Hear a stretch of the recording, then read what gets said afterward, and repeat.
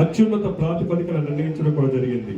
మరియు mayor, commissioner office సిబ్బంది కూడా పబ్లిక్ ట్రాన్స్పోర్ట్ ద్వారా ఆఫీస్కి ఉపయోగిస్తున్నారు. జీవీఎంసీ పరిధిలో సుమారు 800 ఖాళీ స్థలములను గుర్తించి వాటిని ఉద్యానవనాలుగా తీర్చిదిద్దడం కూడా జరుగుతుంది. అలాగే కాపులపాడ వద్ద నూతనంగా నిర్మించబడిన చెత్త నుంచి కూడా విద్యుత్తుగా మార్చు కర్మాగారము, అలాగే నగరంలో చారిత్రాత్మక కట్టడాలుగా గుర్తించబడిన విశాఖపట్నం టౌన్ హాలు మరియు పాత మున్సిపల్ కార్యాలయంలో పూర్వవైభవం వచ్చే విధంగా అప్పటి నిర్మాణ సామాగ్రిని వాడి పునరుద్ధరీకరణ చేయుట మరియు భీమిలో ఉన్న పురాతన మున్సిపల్ ఆఫీస్ మరియు కాన్ఫరెన్స్ హాల్ అభివృద్ధి చేయడం ప్రతిపాదనలు కూడా చేపట్టడం జరిగింది. కాస్త స్పీడ్ గా వస్తే, ఎందుకంటే శకటాలు ఇంకా ఉంది.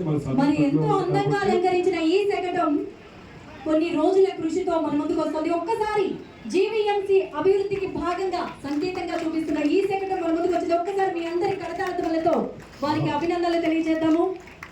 జ్ఞానంలో ఉన్నటువంటి మహాత్మా గాంధీ గారు, ఎందుకంటే మన జీవీఎంసీ ఒక గాంధీ గారి విగ్రహం కూడా ఉంటుంది. అలాగే చక్కగా ఈ శకటాన్ని చూసినట్టయితే దాన్ని తీర్చిదిద్దడానికి ఎంతో కష్టపడి ఉంటారు. ఖచ్చితంగా దీన్ని తీర్చిదిద్దినటువంటి వారందరికీ కూడా మనం చప్పట్లతో అభినందనలు తెలియజేద్దాం.